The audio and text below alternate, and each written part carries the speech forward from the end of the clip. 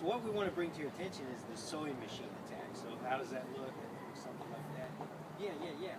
And so when we're in an attack, when we're learning the basics of a knife disarm, we're just going to start with this thrust.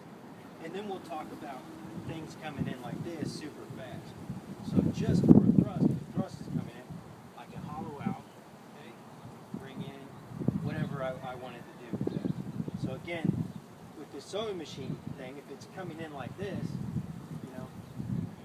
there's so many ways that I can commit to this to gain it. It's basically the same fundamentals. The same sewing machine comes in.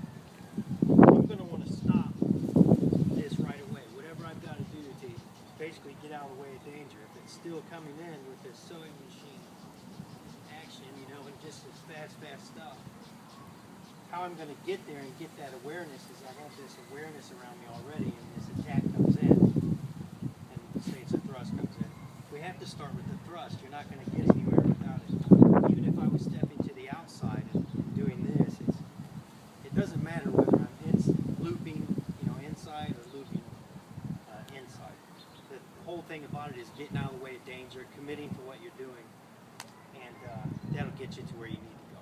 So the sewing machine, you have to start with the thrust. You have to start that to get the fundamentals of knife disarmament or any kind of weapon disarmament. So again, if the thrust is coming in, whatever I'm doing, even if I'm doing just the basics, okay, I'm going to have to start with the thrust.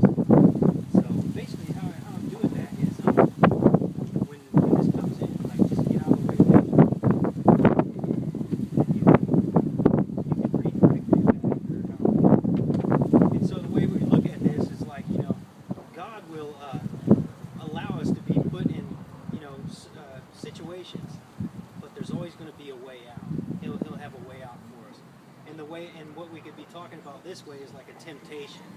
This knife coming at me could be the temptation of me looking up something I shouldn't on the internet or whatever, but there's a way out. Don't do it, or smoking or drinking or whatever it is. And not everything has to be churchy, but the thing is I want to think about this. This is a question coming at me. This question is, am I going to get this? Am I going to receive this knife? Or is there a way out? So the answer would be yes, there's a way out, because we can prevail. So may God be with you. Thanks.